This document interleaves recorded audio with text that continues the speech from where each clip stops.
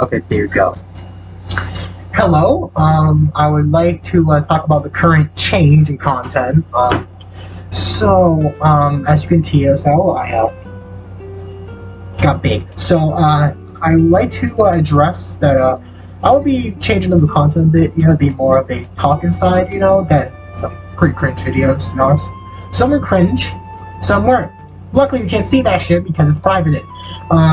So I want to talk about something I'm very passionate about. A little game we know called Xenoblade Chronicles 3. Now, I actually do have the game on my Switch always docked, but to explain, basically, Xenoblade Chronicles 3 is the third mainline entry Xenoblade series. Like, 6 or so if you count, like, side stories and X, or who the fuck cares about X. But what I'm trying to say here, 3 is a sequel 1 and 2, in which both worlds of the game fuse together, and it follows six characters.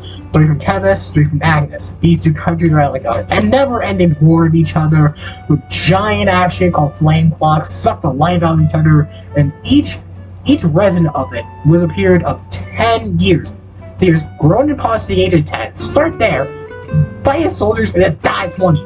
Not even a guarantee, because he just because it doesn't count the fact he died in war. So yeah, Bailey's 6 characters meet a mysterious man, get assaulted by a weak creature, and realize the truth of their world. That both can actually be controlled by this force called Mobius, and these people called councils who can fuse and stuff. And they gotta stop them with the power of called Ouroboros, the power that makes these characters fuse. So these 6 soldiers go on adventure all over Ionia to liberate the colonies and to stop the consuls and liberate the world back to order. That's like basically it. I'm not gonna do that. But basically, this game is like most in-depth. Now, the Xenoblade series is known for being more of a kind of open world game with these huge ass areas and the monsters, and it's usually the same. Each art is assigned to each. The face buttons right here, control left stick, right stick, but it actually has you be able to control your characters. There are actually 6 party members at once. 6 at once. Pretty cool. But not just that. It's not just fucking that, okay? God, okay. Not just that. You can actually control them while in battle. No, and the series has never had that. I mean, it's basic, but still a nice addition to have more controlling party members, not almost a fucking AI.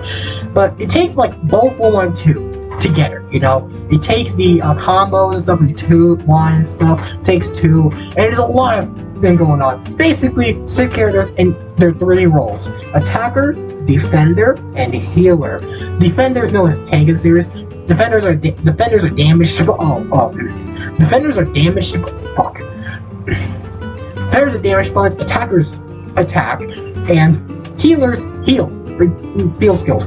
Basically, you don't want your attackers and defenders to get fucked. Okay, when enemy shows a red line towards them, that means they're fucked, and their enemy's gonna be very aggressive, aggro. Defenders are meant to aggro, basically. So you got some in there are stuff, but it's not just that. You can actually change which role. Check this out with classes.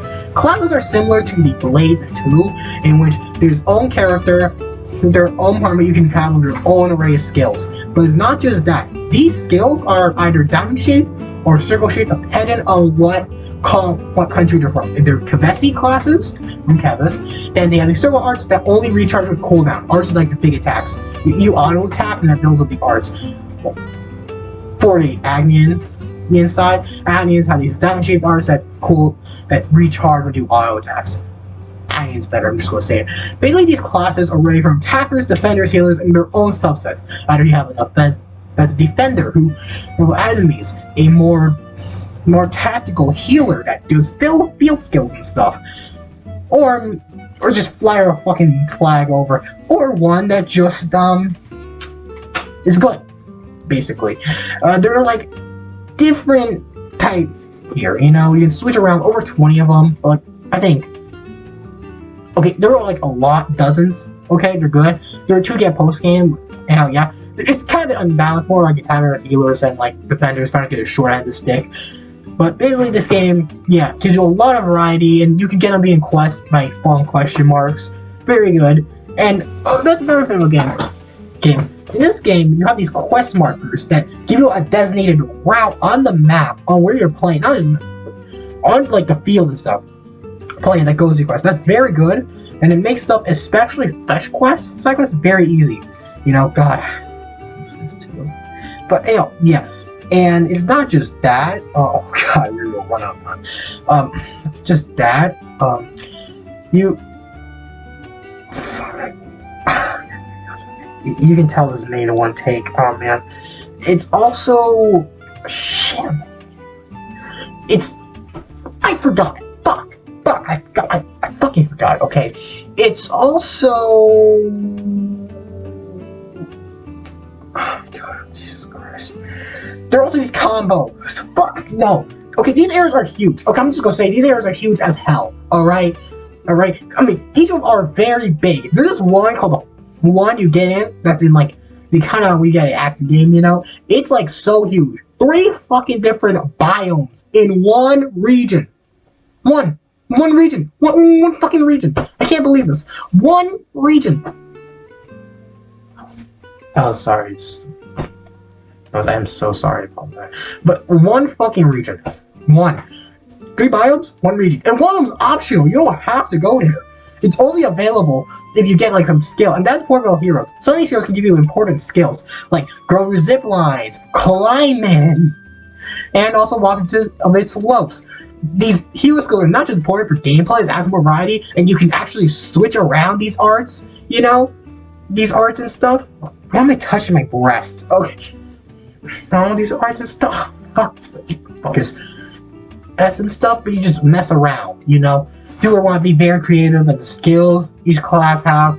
And they can go up to rank 10, basically. Go up to rank 10, 20 if you do Ascension quest, or another Ascension quest, and holy god. I mean, I have beat the game. Over 100 hours on it, and I still have not gotten every single hero quest, okay? And this game is fucking insane, alright? This game, compared to 1 and 2, is very dark. Fucking deaths. It's like in the first fucking chapter. Say like a bunch of alternatives, I swear, like spark and snuff and flames, and fire. Just, holy god, you know? So key, I'm not gonna spoil anything, but the later chapters get very freaking sad. You're gonna like need the tissues for this. Jesus Christ. I have never seen a Nintendo game. Spoilers, leave now. There's a point in the game.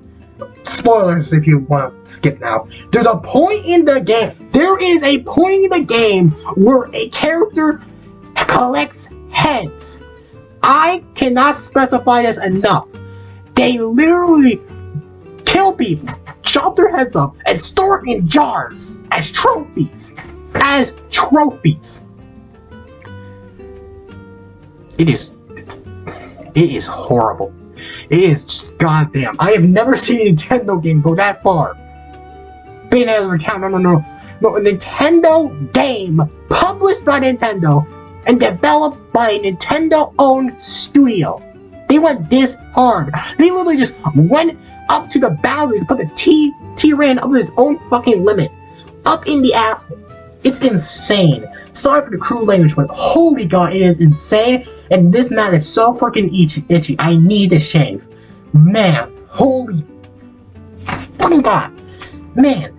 Anyhow, don't worry, I'm not gonna strangle someone, okay? I am perfectly fine. Okay, maybe. But look, this game is insane. And I can't say enough. There are these combos to do, break, topple, launch. No, break, topple, launch, smash, which is more damage based, and break, topple, daze, and burst. These are stats ones that are used for the unique monsters. There are monsters like orange labels on them as you get them. They are hard, but also when they increase your flame like halfway through, you need to use a burst combo to take them down. It's until later on in the game, it's a lot cloudy a burst combo. Most of the story, you can't use a burst combo until like way later on, like end game of a class. It's very good, by the way. But you can get it in the Atia region. There's an optional class region that has a special with burst, so it's pretty useful early game. But holy god, this game is insane, alright? A lot of variety, a lot of stuff, and the music slaps, okay? The music slaps, okay? You know name's finale? Hear that. Hear that. This game slaps. They made flutes sound cool. Flutes. Flutes. No, let me show you this. Let me just show you this right now. I need to pull up YouTube. Let me just show this. Okay. You know what? Right here. Hear this shit. Hear this shit right now. Fuck. What? See, sound that shit. Hear that shit. You cannot me. This shit slaps. Oh yeah, damn that slaps. That fucking slap. No, pull that shit off. Wait here. Wait. Come on.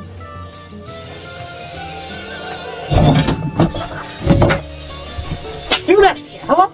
Hear that? That is good. That is peak Xenoblade. This is just for a unique monster beat. You find this shit like sharp-witted trace. Your dog is hammer. This game has a freaking insane thing. God damn. God damn, okay? Woo! I have never heard a game of Glue in my life. Anyhow, about Xenoblade 3, pretty good. You know, maybe one of the best to do well. But I will warn you, this game, while it can be played as own, unfortunately, I recommend you play 1 and 2 before this. These games are generally good with their own good music, good stories. 2 is a bit divisive, you know, especially the gacha system, which is how you get blades, or how you get, you know, multiple skills out of the game. And not just blades. The characters are very promiscuous, for like no good reason. Audience, you know. But despite some flaws, and especially with how tropish you can get by anime tropes, it is generally a heartfelt story. One to be easier on the game stuff and the gameplay. It's really just each doing game builds up on top of the other. Then you can consider the side stories. In addition to the release on Switch, have Future Connected, which more kind of teased the future Xenoblade Go Forward 3. And also, Xenoblade 2 had Torna, which was a prequel that was originally going to be part of the main game after Chapter 7, but then got cut because they want to play the budget and then just put it as an expansion. I recommend you play that either in between Chapter 7 or 8 or just after the game's release. After you finish the game, that is, you know. It'll have a somewhat better experience, and it improves a lot of different aspects. I'm more recommend 1 because it has tutorials and it's a much simpler system. 2 is great when you really get into it and really understand the mechanics of it. The main problem is that its tutorials are horrible. It does a horrible job of tutorials. Can't even revisit them. And they just straight up lie to you about features. It is a horrible tutorial. And 3 fixed this by not just giving you tutorials, good ones, but ones that you can revisit, and ones where you can actually do training drills, like VR style missions, to practice these. It does a way better job than 2, and improves on 1. Okay, and while 3, I have to say the best game of the series mechanically, from an objective standpoint, from canon quality life improvements. If you really want the full experience, because play 1 and 2, because these feature stuff from 1 and 2, literal areas from 1 and 2 mashed together characters and just little plot threads ended. So I just recommend that you play 1 and 2. You just go play 3 if you want to. If you want to play 3 straight ahead and maybe revisit 1 and 2 and then play 3 again, now the new context 1 and 2. Yeah, you can do that. Or just really want to play 1 and 2. But I just recommend that because game stuff, and I don't want people want to play other games to actually experience this. But it just made more sense, you know. Anyhow, those are my thoughts. Pretty good, great game, amazing. Pour fucking 100 hours into it, and just go all unique monster hunting and stuff. Yeah. See ya.